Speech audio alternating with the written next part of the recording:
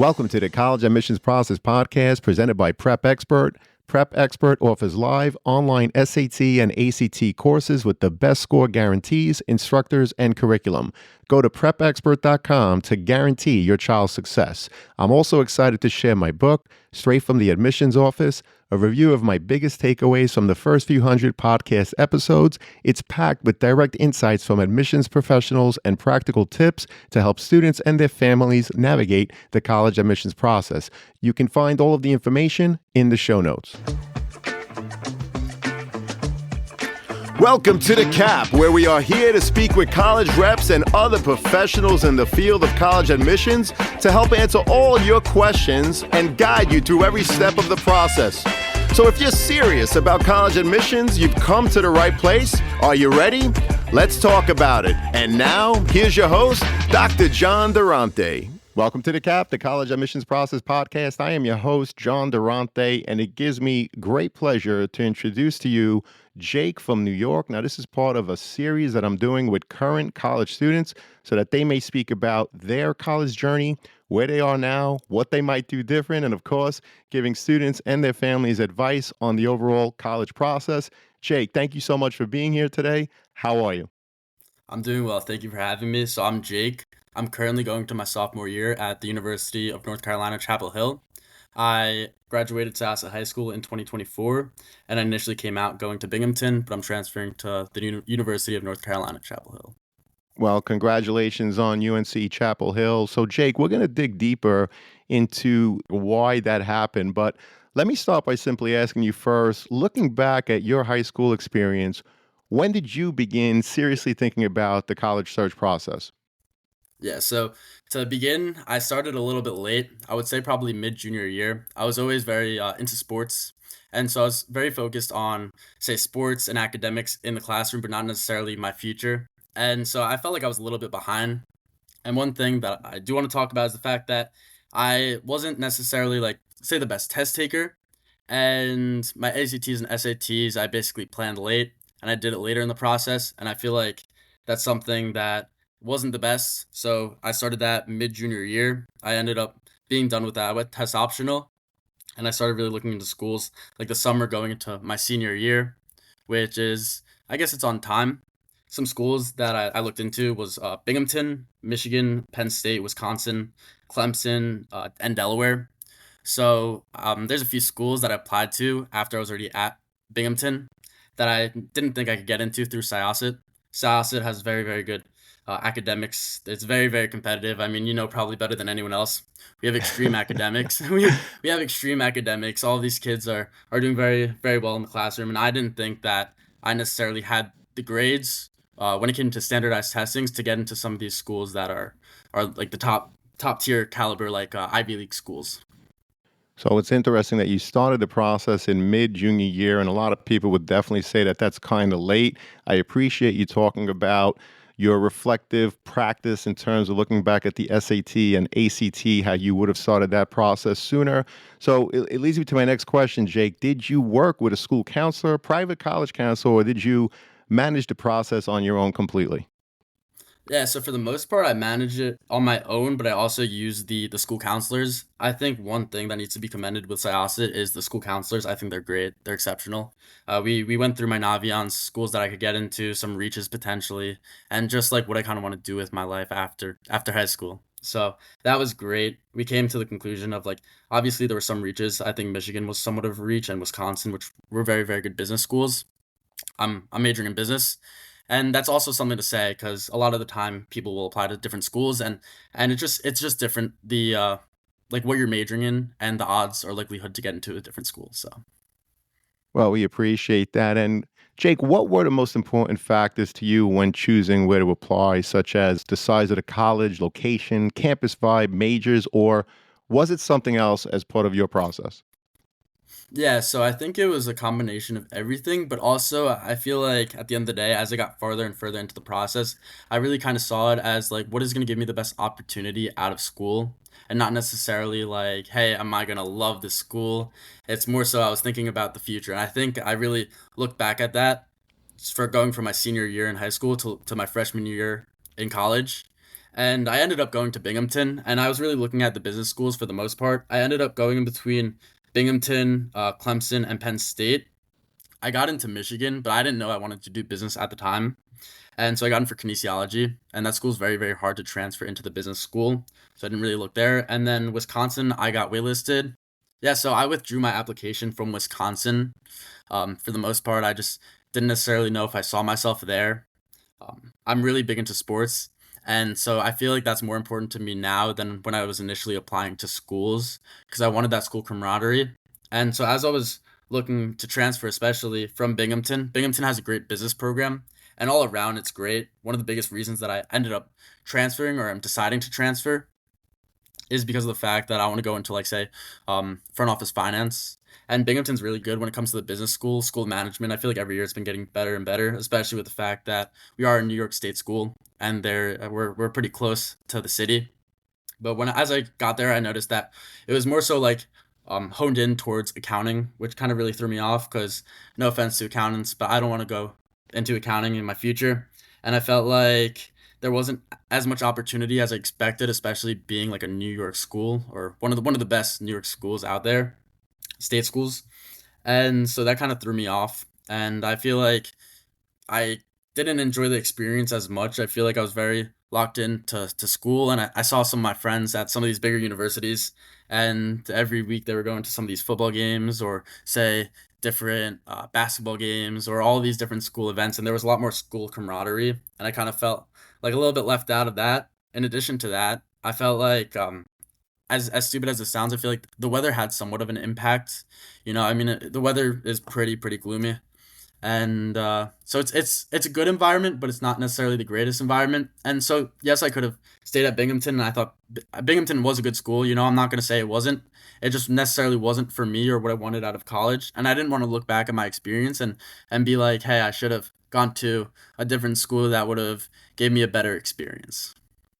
Well, we appreciate that, Jake. And it sounds like your top three schools were Binghamton, Clemson, and Penn State. You did get accepted to the University of Michigan, but it wasn't for their business school. So that Yep. wasn't a strong consideration for you. And of course, you mentioned that you were waitlisted for Wisconsin, which you eventually withdrew. So let's talk about the anatomy of the transfer, if you will. Jake, looking back, what would you have done differently to hopefully help prevent you from having to transfer? Now, transferring is not an awful thing at all. Just for the record, I transferred after my first year of college as well. So there's absolutely nothing wrong with that. But looking back at your overall college search, what would you have done differently to help prevent you from having to transfer and finding that fit school right from the get go? Yeah, so I think I would have put more effort into the ACTs and SAT standardized testings. Also, a big thing with me is I feel like I should have done more to set me apart from Syosset kids because I feel like when you go to Syosset, everyone's a superstar, and there's not necessarily much to set you apart. I also should have been a little bit more prepared to apply to some of these schools. Looking back at it, I probably would have applied to a few more schools. I would have applied to UT Austin. I ended up in the transfer process applying to Cornell. I didn't get in, but I would have applied to more schools like that. Some So, Jake, better, I'm just curious, how yeah. many schools did you apply to? Do you remember? Uh, Transferring or No, transferring? initially as a freshman, as Oh, an incoming freshman. I applied to like 7 schools, I believe, initially. So what do you think is Yeah. the right number? You were saying how you would have applied to more schools, you applied to seven. What do you Yeah. think is the right number? I think it's all over the place. It really determines where you are. It determines where you're willing to spend on college because I feel like that's a little bit underwritten where people talk about the college that they're going to, and all of a sudden it's like, oh, I'm spending $100,000 at this university or this university or this university, and people have to be realistic that although you're getting a great education, you kind of have to be realistic that like that's a lot of money that you're spending. That's the equivalent to a Hmm. down payment of a house at certain places. Yeah, so I mean, I was mindful of cost of attending, but also it matters like your economic situation. I mean, I'm fortunate enough to be able to apply to these schools, and it all matters what you kind of want out of college. I know certain kids are very specific on like they know where they want to go. I kind of wasn't like that, so I feel like seven's a solid number. I definitely would have applied to a few more schools. Looking back at it, I definitely would have applied to schools like say UT Austin or UNC or UVA. A lot of these very very good like public schools. And also, I would have applied to some Ivies if I did get better scores and had a little bit more for my extracurriculars. So yeah. In terms of visiting, how many of these schools did you actually visit, and how important was that in your overall process? Yeah, no, so I checked out 3 of these schools. I checked out Penn State, so my sister goes to Penn State. She's gonna be graduating next year. I've been there probably like 4 or 5 times since I applied. So I've been there quite a lot. After I applied, I went there like I think twice, and then or and then I went there like 3 times, and then I went there twice this year. In addition, I also checked out Clemson. And a big letdown for me was the fact that Clemson kind of wanted me to go early. And as stupid as that sounds, I wanted my last summer to hang out with friends and hang out with family and do whatever. And so I feel like Clemson kind of, I mean, it was in the conversation, but it wasn't as much. It was more so in between Binghamton and Penn State. And with Penn State, I think they have a very good business school, but what drove me a little bit further away is the fact that like most of their classes, especially the first 2 years, are virtual when it comes to like the business prerequisites. And I felt like I know myself, and I feel like, hey, if it was, would I get as much out of it as I would want to if all of a sudden I was taking these virtual classes? So that was also something to be mindful about. And so I didn't necessarily know like if I would kind of like cheat my way, open AI through my classes. Um, yeah, and so it was really between Penn State and Binghamton, and I feel like with Binghamton, it was a very good school and it's very good for the business school, and I just felt like it was close to home, and I didn't necessarily want to be as far from home, and so that was also like a point that I made, even though all the schools looking back that I applied to were pretty far, other than Binghamton and Penn State. But now I feel like I'm ready to kind of leave home and check new places out and kind of get out of my comfort zone a little bit more. And so for that reason, mid last year, it was very cold, brutal winter. I decided to open up my application for a few schools. Some schools I was looking at was UNC, Cornell, and UF. I didn't apply to a bunch of different schools. It was more so reaches. I know they were extreme reaches coming out of high school, but also the fact that I was transferring, I had a higher likelihood of getting in than I would have in high school. So that was a big thing for me. Well, you did a great job explaining how you came to the decision in terms of attending Binghamton University. So, once you attended Binghamton, what surprised you most once you actually got on campus? All the things that you imagined, all the things that you heard, is that what you found? What were the big surprises? One surprise that was pretty beneficial was the fact that it was very competitive. Everyone in the business school, I feel like it was very competitive. A lot of smart guys and girls, and I feel like that kind of makes you try to do better. And so, like, yes, I thought Binghamton was a good school. I didn't realize how competitive it actually was in the classroom until I actually got there. And I feel like it kind of made me strive to do better in the classroom. I got very good grades there, and luckily enough, I mean, that's why I'm able to have the opportunity to possibly get into schools that I necessarily didn't think I could get into coming out of high school. But going into Binghamton, the weather was great the first 2 weeks, and then it got pretty brutal. And also, it's kind of like what you want. I feel like a lot of people will join different clubs. I feel like clubs is very important. I got into jujitsu club for a little bit. I mean, I got into a lot of different clubs. I feel like that's pretty important. And honestly, I feel like it's just nice to be around like kids that are like you. They're into the same things as you. And so what I noticed is that everyone was pretty welcoming for the most part. Binghamton was just great. It was competitive, but it necessarily wasn't what I wanted when I look back at my college experience. So, I'm just curious, what advice would you give students who are considering Binghamton University? So I think Binghamton University is a great school, especially if you kind of don't want to spend as much money. If you want to go pre-med and you want to go the med route, then it's going to be a lot more expensive after you finish your undergraduate wherever you are. And so it's really important to be kind of mindful of the money, and I think that's a big thing, especially if you're a New York student.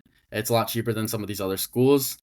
In addition to that, if you want to go accounting, I said to a bunch of my friends, especially some friends that I still have in high school, and I was just like, if you want to go accounting, Binghamton is a great spot. It's a great opportunity to get a great job in New York City.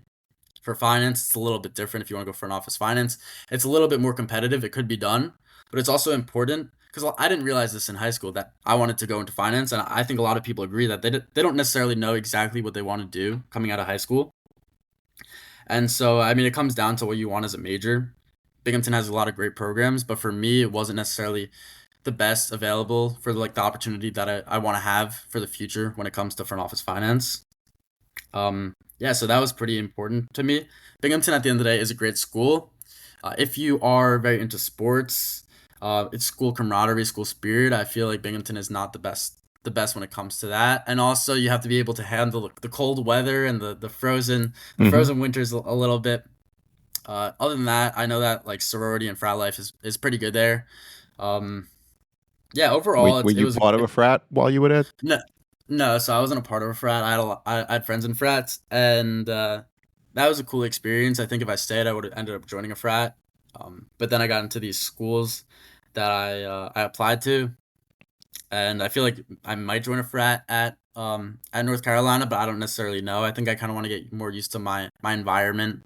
It's gonna be very new, and also with Binghamton, that was really important to talk about is the fact that I didn't previously talk about is the fact that you have the opportunity to graduate early if you want to do that. If you want to go and seize the opportunity to get a job right out of school. You could graduate in 3 years if you're a New York kid for the most part, especially if you took a lot of classes, a lot of AP classes, or a lot of like SUNY classes through like LIU. I know that Syosset we offer a lot of those classes, and I believe they took all of my credits. I think I had 24 credits coming in, which is Wow. kind of like a semester and a half. Hmm. I had friends that came in with 50 credits, and it's gonna be a breeze other than taking like the prerequisites for business, because other than taking like the prerequisites for the business school, they're going to be able to graduate in 3 years and kind of get there. One, it's going to be cheaper because they're not going to have to spend money on a fourth year for school. But in addition to that, they kind of are able to accelerate their career. If you want to do that, then you could accelerate your career. I know, especially for accounting, a lot of accountants graduate in 5 years because I think you need 150 credits to get your CPA. At Binghamton, they offer a 3+1, so you could graduate the same time as your other friends if they're doing a different major than you, which is pretty important to talk about because all of a sudden you could graduate a year early and get your CPA and come out of Binghamton a year early with money saved. So yeah. Well, it definitely sounds like you have a lot of experience now with all you've been through in the last couple of years. So, Jake, what's something that you wish someone had told you during your college search while you were still in high school that you now understand so much better? Yeah, so one thing that I really want to emphasize is the fact that I really wish that I honed in on my ACTs and SATs. And it's funny because I have a brother, he's going into his junior year at Syosset High School. And one thing, I mean, I try to tell him, and I mean, he's starting the process a lot earlier than I did, was just the importance of these standardized tests, especially now more than ever. Because I mean, the past few years with COVID, it was a little bit wacky. And so it wasn't as important, but it's very, very important, especially if you want to go to like some of these top tier universities that I know a lot of kids want to go to. That you get a solid ACT grade, you get a solid SAT grade, and it kind of you get that early. You start studying early, you get it out of the way early, and it's kind of a little bit relieving, and you just pace yourself. It's also pretty important. I want to get across is extracurriculars because it's kind of at the end of the day what's going to set you apart from a lot of these individuals other than your GPA because a lot of people get very, very good grades. So it's important to do things that kind of set you apart. And so you should really emphasize that, especially in your process for applying to different colleges. Well, we appreciate that, Jake, and this has been a phenomenal conversation. Obviously, you've been very reflective, and I could tell that you learned so much throughout this whole process for you.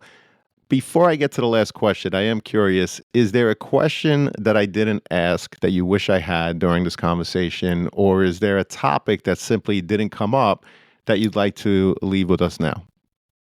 I think the importance of like, I guess the fact that I'm transferring to say that like, it's not like your end all be all. You know, you're not stuck in one place. If you don't think that it's gonna give you the best opportunity, that like you could always move around and there's so many opportunities out there for you and you're not stuck in in a certain circumstance for X amount of years. You know, I feel like a lot of people, especially with me, I feel like it's important. I feel like Binghamton was good. However, I felt like it necessarily wasn't great, and it was one of those weird situations where you kind of get content with your current situation. And I feel like that was important for me, especially like debating Binghamton versus UNC. It was a pretty big deal because it's like I could graduate a year early. Um, how much better is the business school? The UNC business school set me target for for finance majors. I just want to hone in on the fact that although you might not necessarily be in a great situation, if it's a good situation, you could always kind of move around, and you have so many opportunities. You're not stuck in a situation, especially if you don't like the situation that you're currently in.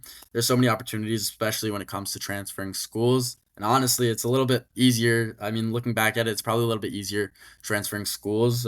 Doing what I did, I wouldn't say to go into a school and just be like, oh, I'm going to transfer out of this school, because that kind of puts you in this mindset of like, oh, I'm not gonna go out there and make new friends or do this and that because all of a sudden I'm just gonna leave the school in a year. But it's also like, throw your cards out, see if you love the school, and if you don't love the school, it's not the end of the world. You could transfer to another school that meets your needs in a way that that school couldn't.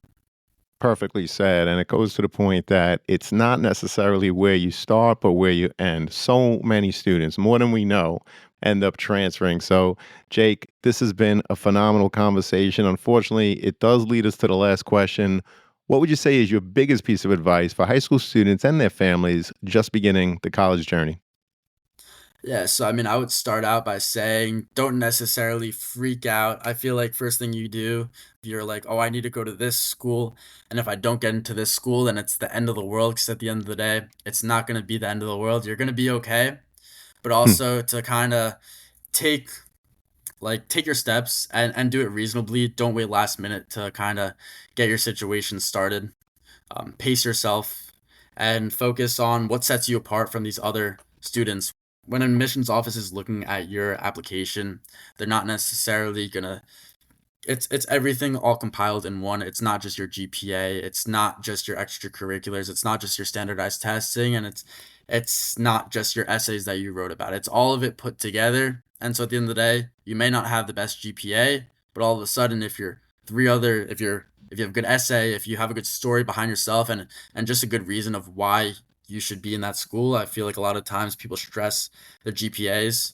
Some people, because it's based off of 4 years, some people may not have the best GPA freshman year, and then it might get better sophomore year, and then better junior year, and then better senior year.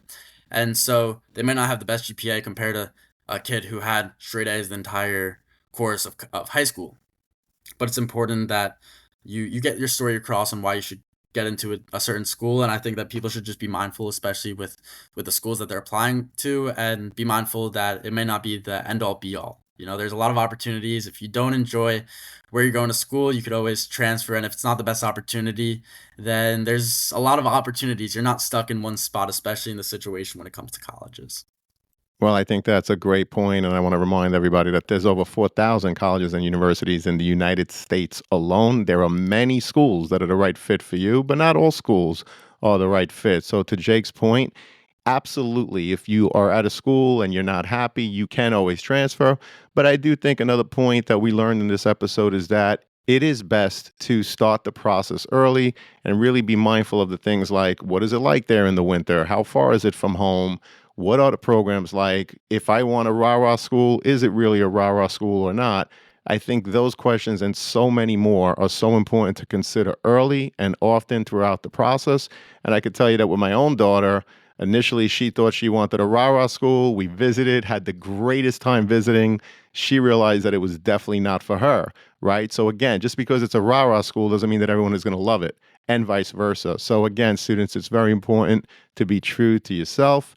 Take the visits, ask yourself the questions, reflect, and be true to who you are, and you will certainly find the right fit. Jake, this was awesome. I wish you all the luck at UNC Chapel Hill, which is an amazing school. You're amazing. Thank you so much for being here, Jake. Thank you so much for having me. I really appreciate it. Thank you.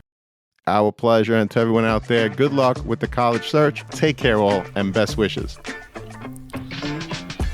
Thank you for joining us on this episode of The CAP, the College Admissions Process Podcast. We hope you enjoyed the show. If you did, please don't forget to tell a friend and follow us on Facebook, Instagram, Twitter, and wherever you listen to your podcasts. I am your host, John Durante, and I look forward to seeing you on the next episode of The CAP. Thank you for listening to the College Admissions Process Podcast presented by Prep Expert. Prep Expert offers live online SAT and ACT courses with the best score guarantees, instructors, and curriculum. Go to prepexpert.com to guarantee your child's success.